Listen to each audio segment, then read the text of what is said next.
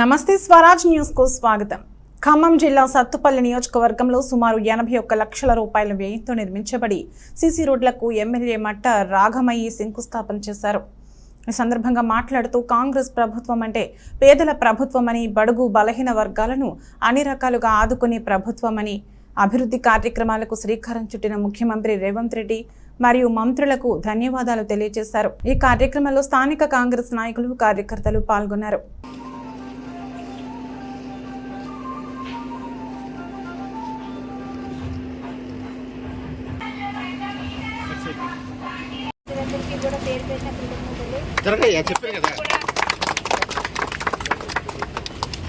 ఎలక్షన్ల ముందు ఏదైతే మాట ఇచ్చానో మీరు గెలిపించుకోండి, మీ బాధ్యత నేను తీసుకుంటా అన్న. గెలిపించడం వరకు మీ బాధ్యత, తర్వాత మీ బాధ్యతలన్నీ నావి అని చెప్పాను.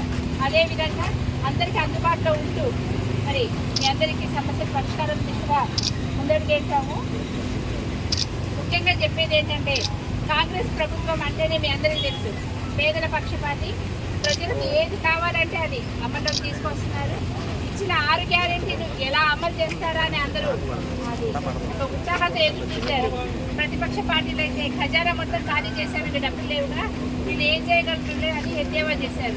కానీ మన రేవంత్ రెడ్డి గారు కానీ, మన బట్టి విక్రమార్క గారు కానీ, తిమ్మనాగేశ్వర గారు కానీ, ఉమ్మిరెడ్డి గారు కానీ, ఇలా మంత్రివర్గ సభ్యులందరూ కలిసి ఎంతో 24 గంటలు కష్టపడుతున్నారు. 48 గంటలుగా సరిపోవాలి రోజుకి, అంతగా కష్టపడుతున్నారు. ఎక్కడి నుంచి నిధులు తేవాలి అని ఆలోచించి ఎటువంటి కష్టాలు ఎదురైనా, ఎటువంటి వ్యయం ఎక్కువైనా ప్రయాసపడి మనకి ఇచ్చిన హామీలు ఇచ్చినట్టు అమలు చేస్తున్నారు. 48 గంటల్లోనే మహాలక్ష్మి పథకం పెట్టారు, అవునా కదా? బస్సుల్లో మహిళలందరికీ ఉచిత ప్రయాణం. దీనివల్ల మహిళలకి మనకి నెలకు 5,000 నుంచి 7,000 దాకా చాలా మంది రోజువారీ ఉద్యోగాలు చేసుకునే వాళ్ళకి. అలాగే మరి రాజీవ్ ఆరోగ్యశ్రీ పథకం తీసుకొస్తే మన రాజశేఖర రెడ్డి గారు ఇంతకుముందు ప్రవేశపెట్టి 2 లక్షలు అప్పుడు ఇచ్చారు. ఇప్పుడు పెరిగిన ఖర్చుల వల్ల అది సరిపోవట్లేదు, మళ్ళీ అప్పులు చేయాల్సి వస్తుంది, ఇళ్ళ అమ్ముకోవాల్సి వస్తుందని గమనించి మన సోనియా గాంధీ గారు ఏదైతే వాగ్దానం ఇచ్చారో మన రేవంత్ రెడ్డి గారు సత్వరమే అమల్లో తీసుకొచ్చారు. 10 లక్షలకు పెంచారు. దానివల్ల మనకి ఎటువంటి అప్పులు లేకుండా, 1 రూపాయి ఖర్చు లేకుండా ఎంతో ఉచితంగా కార్పొరేట్ వైద్యం అందుతుంది. అలానే మరి మళ్ళీ ఫిబ్రవరి 27న ఇంకో 2 పథకాలకు శ్రీకారం చుట్టడం జరిగింది. అందులో గృహజ్యోతి పథకం కింద 200 యూనిట్ల వరకు కరెంట్ ఫ్రీ వచ్చినాయి. 0 బిల్ మీ అందరికీ వచ్చింది. మరి ఏం చేయాలి మనం? కాంగ్రెస్ థ్యాంక్స్ చెప్పాలా, రేవంత్ రెడ్డి? అలాగే మరి గ్యాస్ కూడా 500 రూపాయలకే వచ్చింది. ఎందుకంటే అబ్జర్వ్ చేశారు, కట్టెల పొయ్యి గ్యాస్ అంతకుముందు ఏంటంటే ఇది 400 ఉండింది, అది మనకి అంతకుముందు 400 ఉన్నదాన్ని 10 సంవత్సరాల్లో టీఆర్ఎస్, బీజేపీ కలిసి 1200లకు తీసుకొచ్చారు. దానివల్ల కట్టెల పొయ్యిలు వాడటం వల్ల పొగ ఊపిరితిత్తుల్లోకి వెళ్తుంది. ఆడవాళ్ళకి ఎంతో సఫర్ అవుతున్నారు. ఒకసారి వంట చేసే 1 గంట సేపు ఆ పొగకి ఎక్స్పోజ్ అవుతే 10 సిగరెట్ ప్యాకెట్లు కాల్చినంత పొగ వాళ్ళ ఊపిరితిత్తుల్లోకి వెళ్తుంది. దానివల్ల వాళ్ళకి ఊపిరితిత్తుల సమస్యలు, రాను ఆస్తమా, ఉపసం ఇవన్నీ ఎక్కువైపోయి క్యాన్సర్స్ ఇలాంటివన్నీ వస్తాయి. అవి రాకుండా చేయాలి అనేసి గ్యాస్ కూడా 500కి ఇవ్వడం జరుగుతుంది. అంతేకాకుండా నిన్ననే మన మనుగూరులో ఇంకో పథకం లాంచ్ చేశారు. మీ అందరికీ తెలుసు, చెప్పండి ఒకసారి ఏంటది? ఇందిరమ్మ ఇల్లు. కాస్త పేపర్లు చదవండి, న్యూస్ వినండి కొద్దిగా. పథకం కింద అర్హులైన వాళ్ళకి, లబ్ధిదారులకి మనకి ఇల్లు స్థలంతో పాటు ఉంటే ముందు 5 లక్షల రూపాయలు ఇల్లు కట్టుకోవడానికి ఇస్తారు.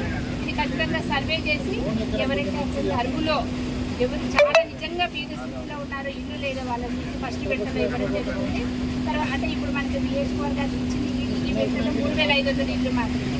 కానీ తర్వాత నెక్స్ట్ ఇప్పుడు రాని వాళ్ళకి నెక్స్ట్ విడత అట్లా వస్తాయి. అలానే ఏదైతే 2 లక్షల ఉద్యోగాలు ఇస్తామని రేవంత్ రెడ్డి గారు హామీ ఇచ్చారో ఆ దిశలో భాగంగా ఇప్పటికే మీరు ఎన్నికైనప్పటి నుంచి చూస్తున్నారు, అన్ని ఉద్యోగాలు గబగబా ఫిల్అప్ చేసుకుంటూ వస్తున్నారు. ఫస్ట్ సింగరేణి ఇచ్చారు, తర్వాత గవర్నమెంట్ నర్సుల పోస్టులు ఇచ్చారు, అలాగే కానిస్టేబుల్స్, పోలీస్ డిపార్ట్మెంట్ ఇవన్నీ ఇచ్చుకుంటూ వచ్చారు. ఇప్పుడు మెగా డిఎస్సీ కూడా ప్రకటించారు, త్వరలో అవి కూడా భర్తీ అవుతాయి. ఈ విధంగా అన్నింటిలో కూడా ఇచ్చిన మాట ఇచ్చినట్టు నెరవేర్చుకుంటూ వస్తున్నందుకు మన రేవంత్ రెడ్డి గారికి, మన బట్టి విక్రమార్క గారికి అందరికీ కూడా స్వరాజ్ న్యూస్, సమాజహితమే మా స్వరం. అతి తక్కువ కాలంలోనే అశేష ప్రేక్షకాదరణ పొందిన స్వరాజ్ న్యూస్ గ్రామాల్లో సమస్యలు ఉన్నాయా? ఆఫీసర్లకు చెబితే పని చేయట్లేదా? మీ సమస్యలు అట్లనే పెండింగ్లో ఉన్నాయా? మీ దృష్టికి ఏదైనా సమస్య వచ్చిందా? ప్రజాహితం కోరే సమస్య ఏదైనా ఉంటే మాకు తెలపండి. డీటెయిల్స్, ఫోటోలు, వీడియోలు షేర్ చేయండి. మీరే మీ సమస్యకు ఫుల్ స్టాప్ పెట్టే రిపోర్టర్ కావచ్చు. సమస్య కనిపించిందా? వీడియో లేదంటే ఫోటోలు పంపించండి. దాన్ని మేము జనానికి చూపిస్తాం.